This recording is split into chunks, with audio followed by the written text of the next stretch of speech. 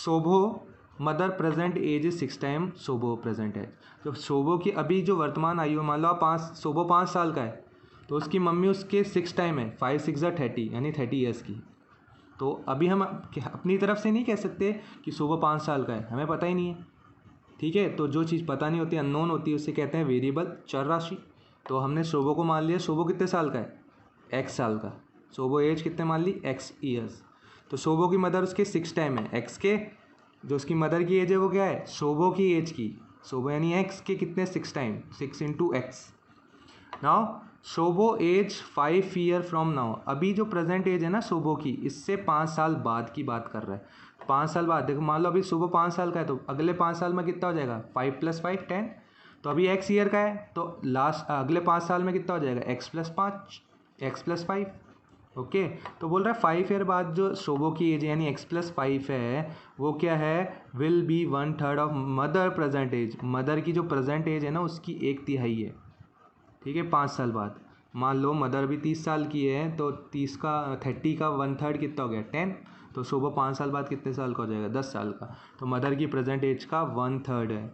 ठीक है, अब यहाँ 3 को हम क्रॉस मल्टीप्लाई कराते हैं बच्चों, तो यहाँ से इन दोनों से इंटू करेगा, 3 into x plus 5 equals to 6x।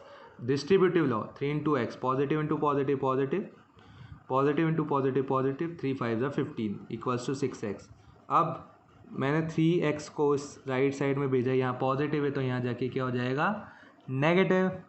Okay, तो 3x बचेगा आपके, क्योंकि पॉजिटिव नेगेटिव अपोजिट साइन है तो सब्ट्रैक्शन, 6 में से 3 गए 3, पॉजिटिव वैल्यू 6 और 3 में से बड़ी वैल्यू है 6 और 6 पॉजिटिव साइन का तो आंसर भी पॉजिटिव। अब x की वैल्यू आपको मतलब निकालनी है, फाइंड करनी है, ज्ञात करनी है। तो आप देख रहे हैं x के साथ में 3 इंटू में आ रहा है बच्चों। तो आप जब इंटू वाली टर्म को राइट यानी इस लेफ्ट साइड में भेजेंगे 15, तो ये क्या करेगा, इसको जाके डिवाइड करेगा।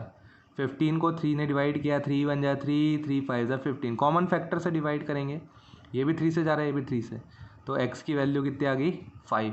और हमें किसकी एज निकालनी, मदर और शोभो दोनों की। ये जो x किसकी एज मानी थी, शोभो की, तो शोभो की एज आ गई 5 ईयर्स। ओके, मदर की कितनी हो जाएगी, 6 इंटू 5, 6 5 30 ईयर्स। ठीक है, तो शोभो की एज आ गई 5 ईयर और मदर की एज आ गई 6 5 30 ईयर्स। ओके, नेक्स्ट क्वेश्चन देखिए, there is a narrow rectangular plot. एक रेक्टेंगुलर प्लॉट है आयताकार, लेंथ एंड ब्रेथ उसकी उनका अनुपात दिया हुआ है, रेशियो दिया हुआ है। तो जब भी आपको अनुपात में कोई चीज़ दी हुई हो और आपको वो चीज़ निकालनी हो, जैसे लेंथ ब्रेथ निकालनी है, तो इन्हें कॉमन रेशियो से इंटू कर दीजिए। कॉमन रेशियो आपके वेरिएबल की फॉर्म में होगा। ठीक है, कॉमन रेशियो जब आपने लेंथ ब्रेथ को फ्रैक्शन की फॉर्म में लिखा था ना, यानी रेशियो की फॉर्म में, तो आपने वो कॉमन रेशियो हटाया था और आप कह नहीं सकते वो क्या कॉमन फैक्टर था डिवाइड करने पे जो हटा। जैसे एग्जांपल दे देता हूँ आपको, इसी लास्ट क्वेश्चन में हमने देखा था, जैसे ये मान लीजिए लेंथ है, ये ब्रेथ है, रेशियो का मतलब ही डिवीज़न ही होता है। तो देखिए यहाँ पे आप कॉमन रेशियो हटा रहे थे, कॉमन फैक्टर हटा रहे थे 3, तो आपके पास बचा क्या, 5/1 बचा बच्चों। ओके, तो ये रेशियो की फॉर्म में लिख देंगे 5:1। तो अब इनको वापस से आपको 15 और 3 बनाना है, तो आपने क्या हटाया था, 3 हटाया, तो 3 से इंटू कर दिया, इसको भी 3 से इंटू कर दिया, 5 3 जा 15, 3 1 जा 3। तो ये वापस से क्या बन गया, लेंथ और ब्रेथ बन गया। तो अब यहाँ पे हम कह नहीं सकते कि हमने इस रेशियो में से क्या कॉमन फैक्टर हटाया था, क्या कॉमन वेरिएबल हटाया था, तो हमें उससे वेरिएबल की टर्म में मानना पड़ेगा। तो हमने मान लिया कि कॉमन रेशियो क्या है, x है, उभयनिष्ठ अनुपात क्या है, x। जैसे हमने इन दोनों को x से इंटू किया तो हमारे पास लेंथ और ब्रेथ आ जाएगी, 11x और 4x मीटर। मीटर क्यों मान रहा हूँ, क्योंकि मुझे आगे मीटर की रेट दी हुई है। At the rate of ₹100 per metre it will cost ₹75,000 to fence the. Per metre के 100 रुपये लेता है एक आपने कॉन्ट्रैक्टर को बुलाया, किसी को भी बुलाया, बोला भाई इस फील्ड के आसपास क्या कर दो, एक फेंसिंग कर दो, या तो आप तार की बनवा लें, किसी की भी बनवा लें। फेंसिंग मतलब आपने बाउंड्री बनवा ली, बोला बाउंड्री कर दो। ठीक है, क्योंकि प्लॉट पे कोई भी आ सकता है, कोई एनिमल आ सकता है, अंदर एंट्री कर ले मान लो, या फिर कोई इलीगल वे से एनक्रोचमेंट कर ले, तो क्या करते हैं, प्लॉट पे फेंसिंग करके रखते हैं। तो फेंसिंग करने के लिए बुलाया तो उसने बोला जो आपका पूरा प्लॉट है, मान लो इतना बड़ा, इसका इतना सा पार्ट है 1 मीटर का, इस पर अगर मैं फेंसिंग करता हूँ इसके आसपास, ठीक है, फेंसिंग मतलब बाउंड्री पे होती है, तो इसके आसपास अगर मैं फेंसिंग करता हूँ 1 मीटर के अंदर, मान लो ये 1 मीटर का इतना पार्ट है, बोला तो मैं 100 रुपीज़ लूँगा। तो मैंने बोला अच्छा भाई पूरे प्लॉट की बाउंड्री पे करने का कितना लेगा? बोला बाउंड्री मेज़र कर लेते हैं। बाउंड्री मेज़र किया, फाइनल उसने खर्चा बता दिया 75,000। तो बोल रहा है find the dimension of plot. तो लेंथ और ब्रेथ पता होगी तभी तो डायमेंशन पता लगा पाएंगे, अभी तो अननोन है दोनों। अभी तो ये 11x और 4x है। तो फेंसिंग बाउंड्री पे होती है, और बाउंड्री का मतलब होता है बेटा पेरीमीटर, परिमाप, ठीक है। तो आपको पहले पेरीमीटर निकालना पड़ेगा। तो पेरीमीटर रेक्टेंगल का फॉर्मूला होता है 2 इंटू एल प्लस बी। आयत के आपको परिमाप का सूत्र होता है 2 into l plus b. Length की वैल्यू, ब्रेथ की वैल्यू पुट करा, 11 plus 4x 15x into 2 30x आपके पेरीमीटर आया, ठीक है। ये तो पूरा है, ये तो पूरी बाउंड्री की बात करी 30x है। ये तो बोला इतना सा टुकड़ा।